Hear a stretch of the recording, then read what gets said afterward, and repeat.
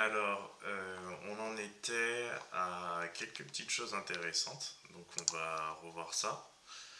Donc, on a nos différentes divs ici, qui sont liées à l'action, aux instructions qui sont à l'intérieur de cette boucle for, et qui permettent effectivement qui permettent que à chaque élément de Mills, qui est donc un array, que à chaque élément de Mills soit associé justement une div avec différentes informations contenues, notamment par exemple là si on doit faire attention à ça, il y a une image, donc à l'intérieur de cette div, l'image elle est append ici. Cette image a un attribut src qui correspond à une information qui a été récupérée dans ce tableau, qui lui-même a récupéré cette information dans ce fichier .json, effectivement, qui est traduit en JavaScript par l'intermédiaire de cette instruction. Et mis à part l'image et son attribut src, on voit aussi qu'il y a une autre div qui est là, avec un background 0.7 black, enfin dont l'opacité a été un peu changée justement. Il n'y a pas une opacité de 1 mais une opacité de 0.7 pour pouvoir voir à travers. Ça a été décidé ici, description box. On aurait pu mettre une opacité totale, c'est-à-dire un 1, et effectivement les informations n'auraient pas été les mêmes. Alors il suffit de le faire. Alors je pense que voilà.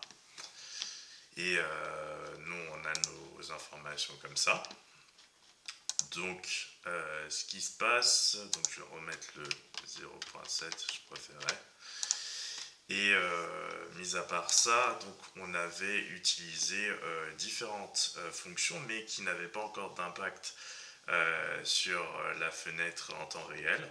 On avait utilisé une méthode, la méthode sort, ici. Donc je vais rétrécir ça et d'agrandir ça. Et donc ce qu'on a fait, c'est qu'on a donc ce bouton, c'est le bouton qui est le sort button ici, qui a été défini et créé en réalité dans ce script.json et non pas directement dans l'index.html. On a mis un écouteur, on lui a associé un écouteur qui écoute l'événement click et qui normalement déclenche une fonction sort, une méthode sort qui est liée aux chaînes au tableau. Sorted Mills étant un tableau qui est en réalité la copie du tableau Mills. Et en réalité, ce qui se passe, c'est que ça compare effectivement deux valeurs entre elles et en fonction du signe qui est retourné, c'est si oui ou non l'une ou l'autre doit être placée avant l'autre, justement. Ensuite, ce qui se passe, c'est que j'ai fait une fonction anonyme qui s'exécute et qui exécute en réalité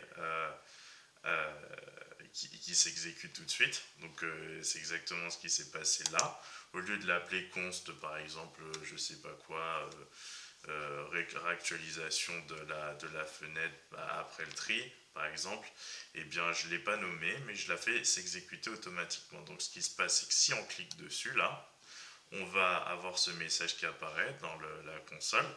On entre dans la fonction anonyme. Ensuite, on va voir qu'on a donné à cette variable Mills Steve Children Array effectivement une valeur, parce que là en fait c'était une liste de notes, tout ça, donc c'était pas un array, mais on peut transformer cette liste de nœuds en un array en utilisant effectivement cette méthode from, array.from, et ça nous aide effectivement à transformer une liste de nœuds en array. Donc ensuite on regarde si il y a quelque chose à l'intérieur effectivement de ce tableau. Si la longueur donc de ce tableau est supérieure à 0, alors on enlève tout ce qu'il y a dans effectivement la Mills div. nameMirsDiv qui correspond effectivement à document_getElement by_class nameMirs, et il n'y a qu'un seul élément dans ce tableau, d'où l'utilisation de l'index 0, qui permet d'avoir exactement le seul élément existant dans ce tableau. Donc on enlève tout ce qu'il y a dedans, c'est-à-dire que là, originellement, à ce niveau-là, étant donné qu'elle est exécutée, j'aurais pu faire aussi une auto-exécution, mais j'avais besoin de la nommer parce qu'on va l'utiliser au sein à d'autres endroits en tout cas de ce programme.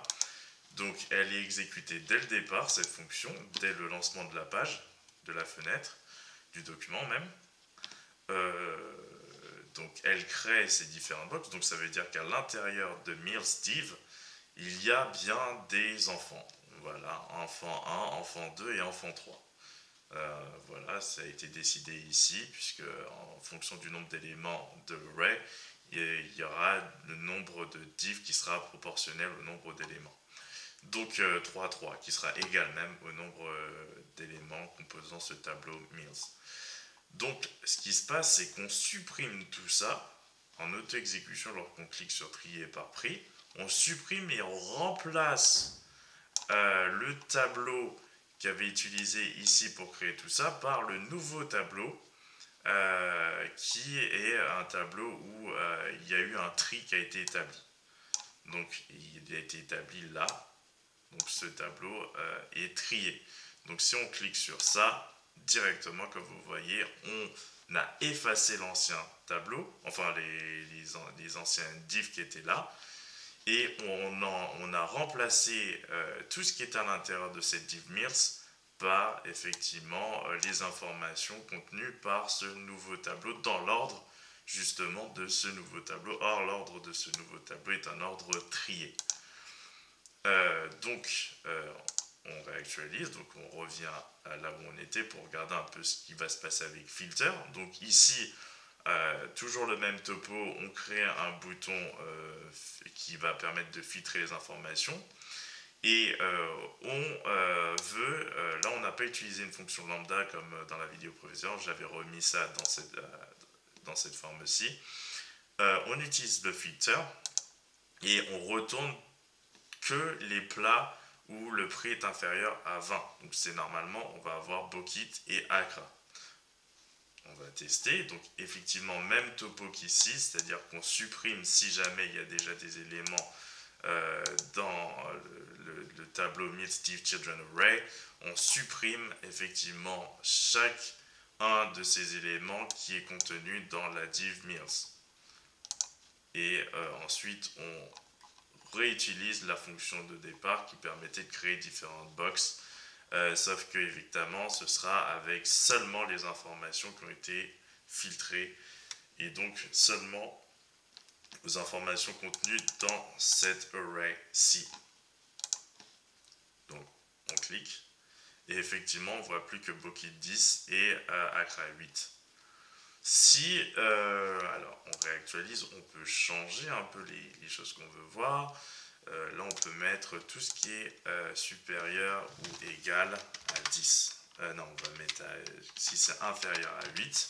Donc là on ne va plus rien voir. Normalement. Voilà, on ne voit plus rien. On va mettre inférieur à 11.